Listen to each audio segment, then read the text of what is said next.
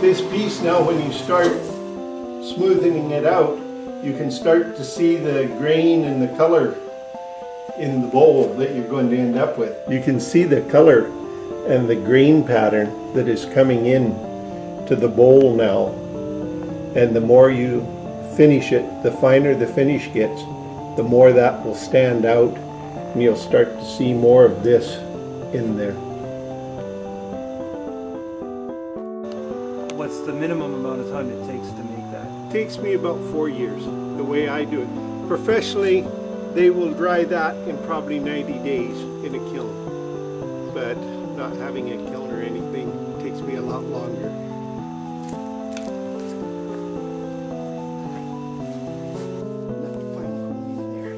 One of the threads throughout your work is this real appreciation for the natural beauty of the wood grain that's there. I really appreciate what Mother Nature's done in the wood, because she's the one that has done all the colorful and patterns and everything in the wood. And I just like to help enhance them so they look better. Right. Well, you find them. I mean, sometimes we might discover this stuff in 2x4s. You laugh about that when Brian and Betty and the girls were cleaning out Mortenson's old store. They seen us at the post office and asked us to go over to the Legion for a hamburger supper that night, because they were going over, and we stopped by the store and Brian had to leave his trailer and he grabbed a half a block of birch log that he had found in the store and threw it under his tire. And I says, "Do you need that, Brian, real bad, or do you have something else you can use there?" And he said, "Why?" And I said, "Well, I kind of like the looks of that." And he said, "No, there's lots of stuff, just an old dry piece laying in here." I brought it home and I turned it up and he couldn't believe what come out of it. It was a spalded piece of birch with the black color streaks through it. Right. And he was just using it for a block of wood to block his tires. So yeah, I always have my eyes open to see what I can find where for color, grain, whatever. You love the birch, and you get that certain quality of it. It's almost reflective or something. Yeah, it's almost like flames going up through it. And the birch has a lot of that in it. The birch burls. Birch lumber is very plain, there's not much to it.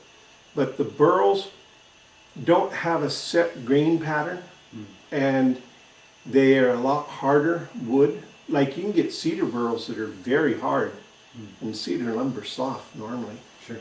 But in the burl form, they're so dense and tight, and the grain is so interlaced with itself that it's very strong and hard. Do you ever get attached to any of the pieces? Any of your discoveries? Oh yes. Oh yes. I enjoy them, but usually I'll let them go. I haven't kept very many for myself. I've had pieces that I have left sit in the rough form for maybe 10 years because I didn't want to sell them.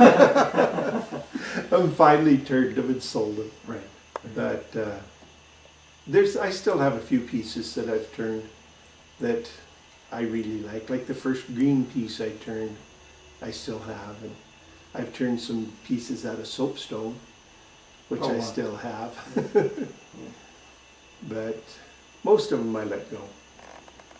You get too many.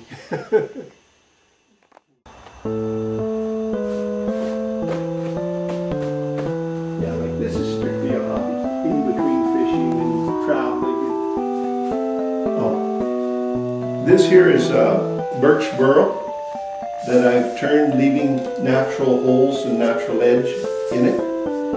And it's more a showpiece than anything else with the bird's eye all through it.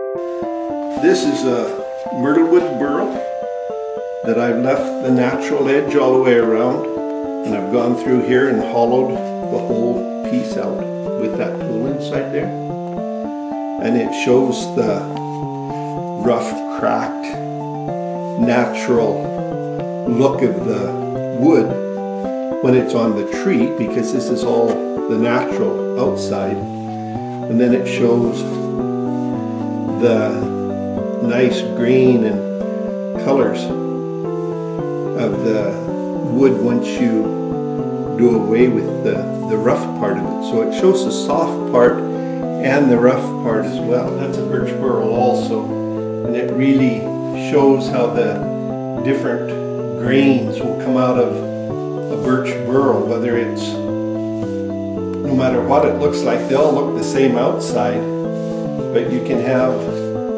a piece that's got all the flame in it, like that one, or you can have a piece like that, which is also a birch burl, and this black is spalding where it's starting to turn to a rot, but this is just the natural grain in the burl, which is a very unusual looking piece for a burl of any kind. So I was looking for something that I could do on a weekend to relax, and this is what I ended up with. And like I said before, I just played with it as a hobby, thought about doing it professionally, and I thought, no, then that'd make it work. I'd have to do it. This way I don't have to do anything except when I want to do a piece that looks interesting to me, I can go work with it. It doesn't matter what size or what it is. I don't have to go turn something for somebody else. It's for somebody else, but it's the piece that I want to look at that time.